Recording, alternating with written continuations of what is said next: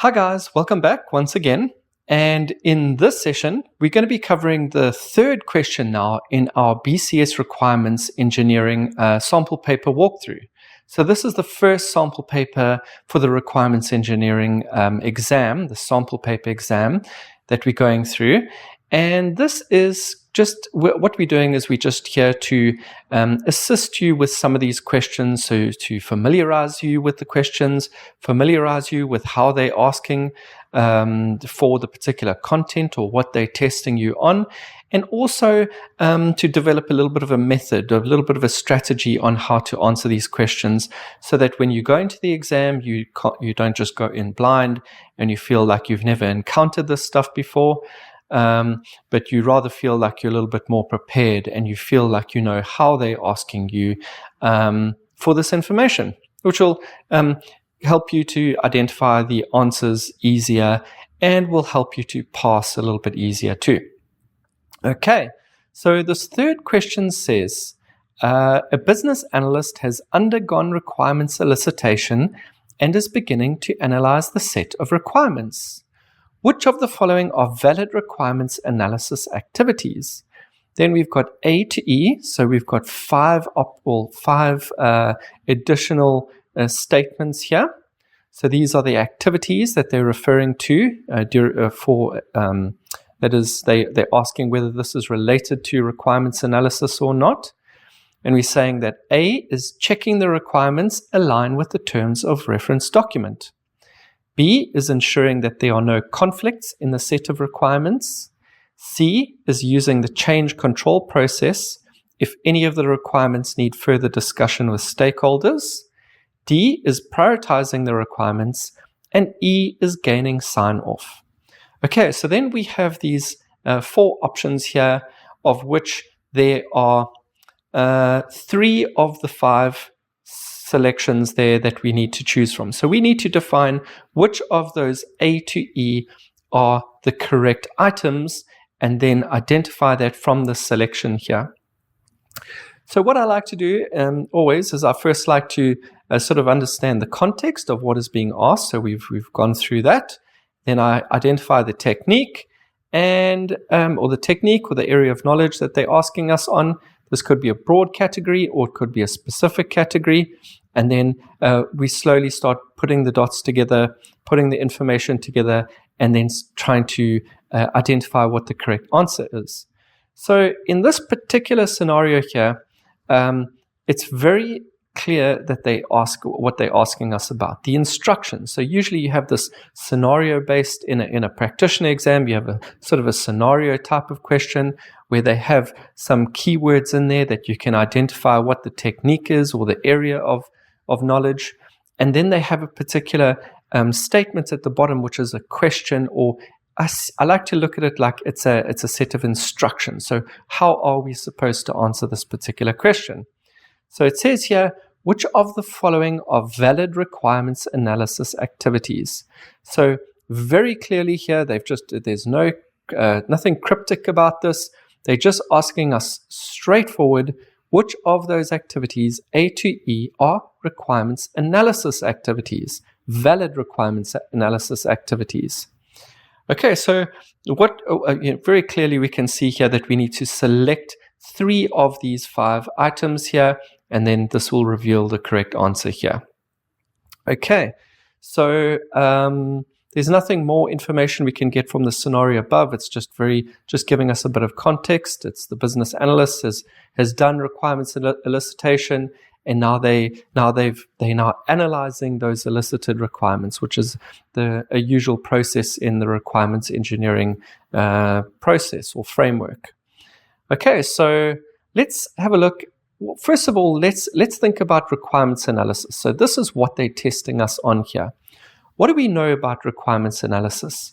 So first of all, requirements elicitation is where we're actually gathering the requirements. We're speaking to people, we're using investigation techniques, and we're now gathering those requirements. Maybe we're gathering broad, general, or technical requirements, and then maybe further breaking those down, and at a later stage, eliciting the functional and non-functional requirements.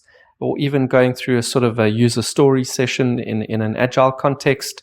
But what we ultimately need to do once we've actually gathered the initial set of requirements, or even if we've gone back to a later stage and done further elicitation, further iterations of elicitation and analysis and documentation. So we have to document the requirements, we have to analyze them, we have to elicit them. And what we know is that once we've elicited the requirements, we can't just hand those requirements over and say, this is a great set of requirements, let them build the system. What we need to do is we need to analyze those requirements. And if you think back to your studies of requirements analysis, what do we do? What are those main categories, those areas of knowledge that we studied, those topics that we studied in requirements analysis? And if you think about it, it's all those filters, it's prioritization.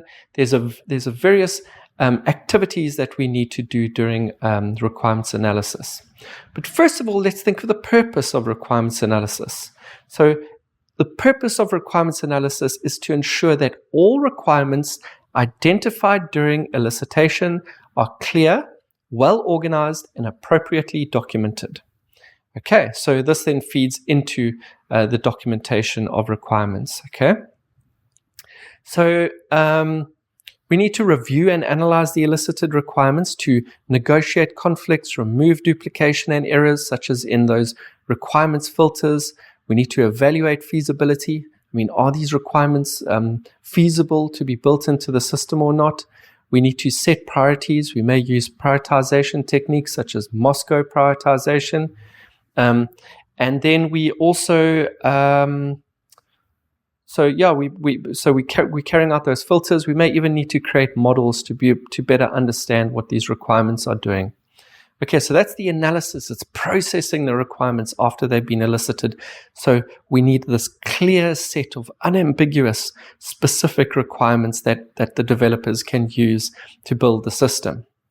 Okay, so through this process, we also need to categorize the requirements. We use maybe requirements catalogs, and we also need to confirm relevance. There's various activities that take place, and this is all the stuff that you need to know from your studies. So let's look at these specific options here and see which of these can be related to requirements analysis activities. So if we see, first of all, A is checking the requirements align with the terms of reference document. Okay, so what do we know about a terms of reference document? So a terms of reference document is usually a document that is there to clarify the work that is to take place, the agreed work. And we'll often use that BOSS card or that OSCAR template, which is the objectives, the scope, the constraints, assumptions, the risks, and the deliverables. So in each of those categories, we're now defining what exactly we need to do as a business analyst. So if we think about requirements analysis, and part of that process of analyzing the requirements is to actually check for relevance. So if we're now checking back, we're checking for feasibility, we're checking for relevance, we're checking for conflicts, we're actually carrying out some work to do this. And we need to look at the objectives of the company. And part of those, part of the feasibility and part of maybe conflict resolution, which is part of requirements analysis or negotiating conflicts, identifying conflicts, and then negotiating through those conflicts and the requirements, are to confirm relevance to the business objectives.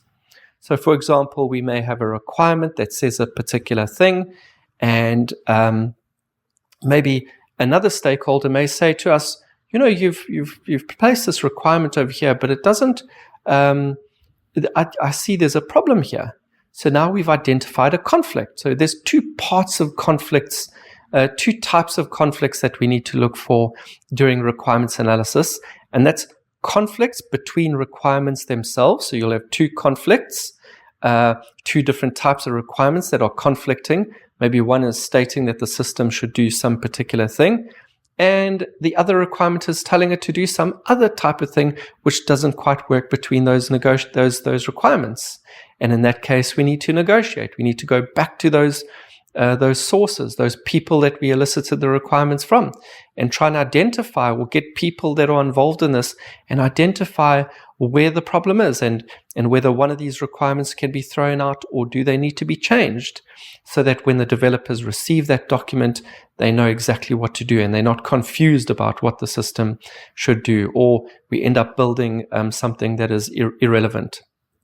There's another type of conflict, and that is when we have one particular requirement, but now two stakeholders have got conflicting views about this particular requirement.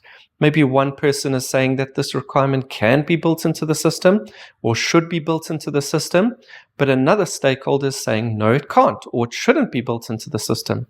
And in this case, we need to go back to those people, talk to them, maybe even bring them together in some form of a conflict resolution process, bring them into some meeting and then discuss the requirements and say, look, guys, who's right here? What should we do about this requirement?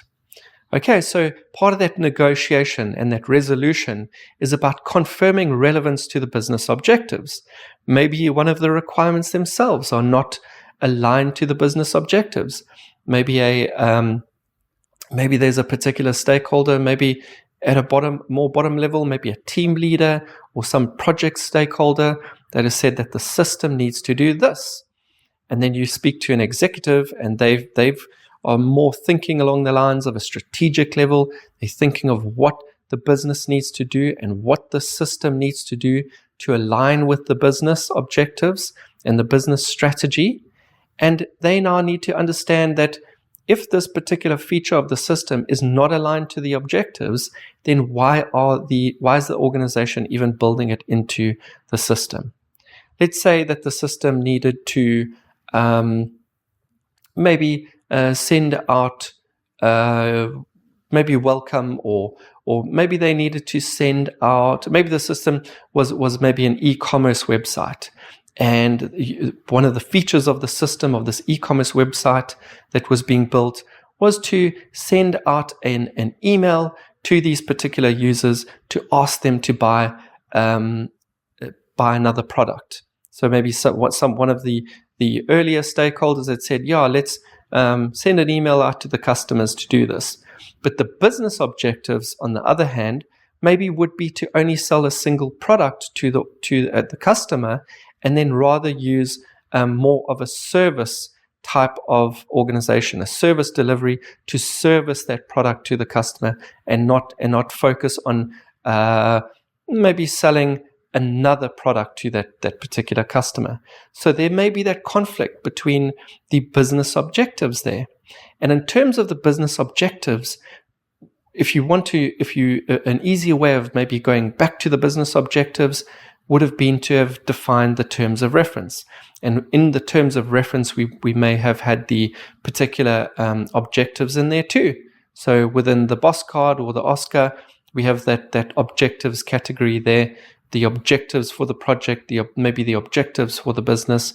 And here we would have been able to help with that resolution process. So A is clearly now referring to alignment with the terms of reference.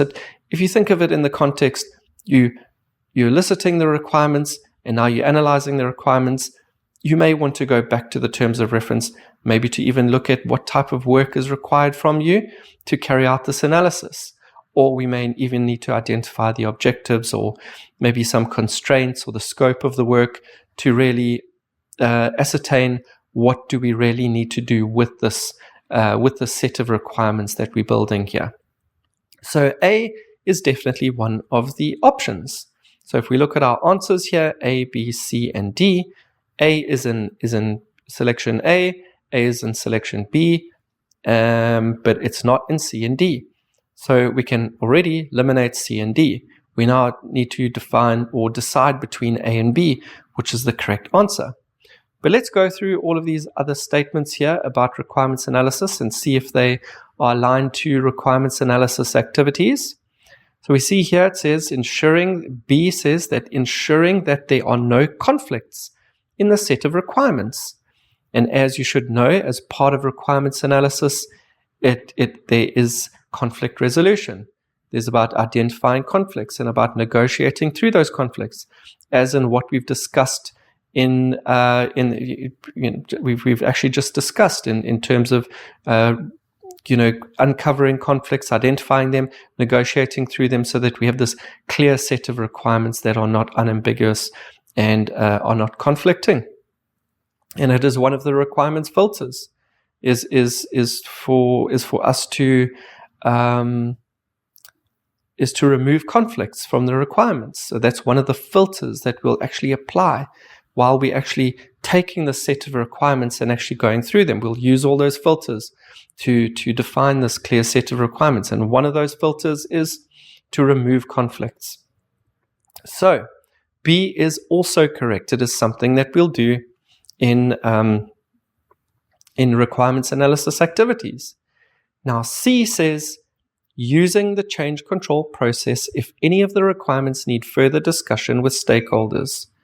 Okay, so first and foremost, if we think of this term here, change control process, that is clearly not referring to anything in terms as part of requirements analysis. This is much further down the line when we're actually managing the requirements. We need this change control process in terms of if something maybe within the baseline set of requirements documents, something needs to change in the document, and we've now defined these specific steps or these specific people that need to be spoken to unlock these requirements and then change them. There needs to be a formal process, because if you can imagine, there's all these people out there that are changing this document, changing that. There's no baseline document. It's just this document that everyone has access to and everyone's making changes. There's going to be major problems. But this is not part of requirements analysis activities. This is part of requirements management. This is another category of requirements engineering, the requirements engineering framework, rather than requirements analysis. Okay, and if any of the requirements need further discussion with stakeholders, this is completely out of context of the requirements analysis. So we can rule out C. C is incorrect. A and B are correct. So we've got D, which is prioritizing the requirements. And as you should know, that prioritization is another one of the activities that we need to use in requirements analysis, because once we've got this clear set of requirements, they need to be prioritized so that if they are to be put into development, the developers need to know which requirements are more important than other ones, so that they can then select the most important features of the system first. Because as you know, in projects, as the scope gets bigger and bigger and bigger, and maybe the organization starts running out of money or time for this project, then the project may fail. So what we need to do is prioritize the requirements. So as we're going through these iterations of development, we're selecting all these most important requirements, maybe through Moscow prioritization, where we have must have, could have, would have, and won't have this time. So we'll take those must-have requirements and we'll put them into the development process first, so that the developers know in terms of priority which requirements are more important. Maybe you may have a feature that says that the system, the customers should be able to purchase a product. So if this is a e-commerce site and the e-commerce site doesn't have that feature where customers can purchase a product, the whole system, the whole project is a failure, because that's the whole purpose of building this product. That would be a must-have requirement. It's high priority. And then if we have another requirement, maybe we're saying that maybe the background of the e-commerce website should be blue.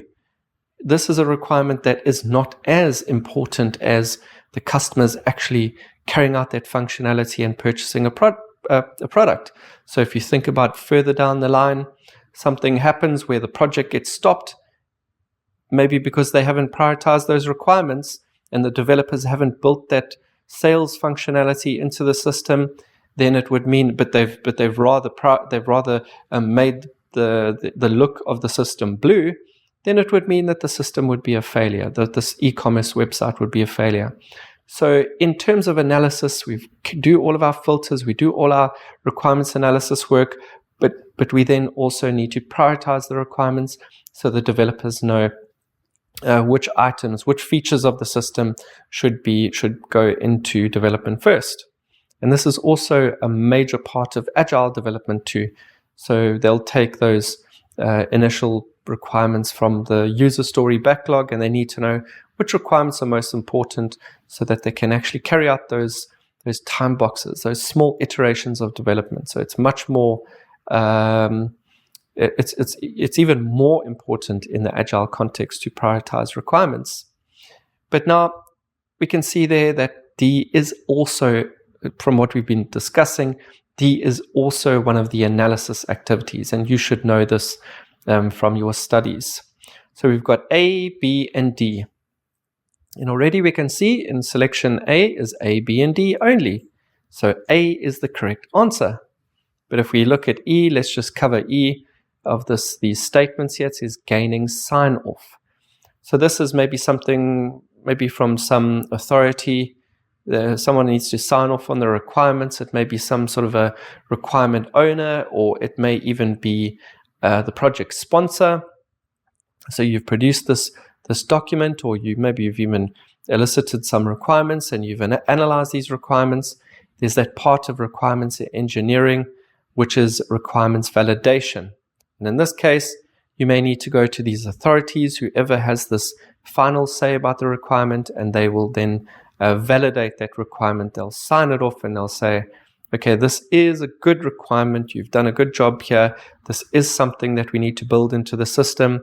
We're signing it off, and we will then baseline this document so that it gets locked into place. Nobody can change it. And then that would then take place. So this is more part of requirements validation. It's not part of requirements analysis. In requirements analysis, we're just analyzing those elicited requirements.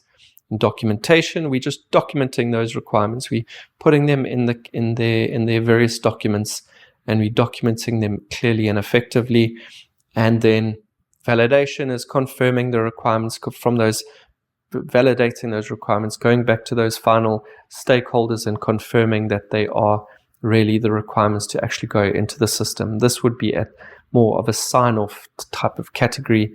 Management is about traceability and what we've discussed before too. So there we go. We've got A, B, and D is correct, and C and E is incorrect, which means that A is the correct answer here. So ensure that you know about requirements analysis. Ensure you know about all of the stages of the requirements engineering framework. Ensure that you know how it works in context. A lot of the information that's presented to you is often done in a way that doesn't quite make it clear in terms of what you should be doing as a requirements engineer. But remember, it's a lot simpler than what you really, what it seems when you're reading through this documentation. So use that sort of first principle thinking and think about it. What am I actually really doing in requirements elicitation? And you just think to yourself, well, actually really what I'm doing is I'm just going to people and I'm gathering the information for the system, I'm gathering those features, those statements, and writing them down. When you're writing them down or you're putting them into a document, you're creating these formal documents that you're going to hand over to developers or models and things. It's all about documentation. And analysis is all about going through all of the requirements that you've elicited. You've gone to people, you've got them, and now you're going through this and you're actually clearing out all the rubbish, and you're making this list of requirements as good as what you can be so that the developers know exactly what to do when they build the system. Management is all about managing the requirements throughout this whole process and throughout development. We can't just produce this document and let it just blow in the wind. What's going to happen then is there's going to be major problems that will occur if you don't have traceability and you don't have people that have control over this document and over these requirements. So that's management. And then we have the validation aspect too, which also needs to be done. So just think of it in terms of its broad perspective of what you're going to be doing as a requirements engineer. This is that category of business analysis work that someone's now contracting you to engineer the requirements. Think of it first in terms of just a summary. What am I going to really be doing here? Just think of it in a simple way, and then start placing all of that other information that you've learned from that requirements engineering framework into those categories in your mind, and then start, once you have those details, you then can start filling in the gaps with more detailed information. It'll be a lot easier to learn that way and learn how to carry out this job, how to carry out assignments and tasks in this field of work. So I hope that you have found this lesson insightful, and if you ever get a question like this, I hope it'll help you to answer it. So keep on studying, go through all of the information, all of your learning objectives in your requirements engineering course. Do not skip any areas, do not skip any information. Carry everything that is in your cover everything that's in your syllabus, because the BCS requirements engineering course, the practitioner level, is actually quite difficult. It's not easy. You may even go through these papers and think, I can do this. A lot of students are reporting that they're getting into the exam and they're saying, I thought I would be able to cover it, but unfortunately I failed because they just didn't do enough study and revision. Ensure that you aim for the best. So try get as best as you can in the exams, and there's a lot of information to get through, so ensure that you spend enough time preparing. It's not a short course. You can't just finish this course in a couple of days or a couple of weeks. You need to spend enough time on this to be able to really get value out of it and pass and get a certification. So I hope you've enjoyed this, and I will hope to see you in the next question. So goodbye.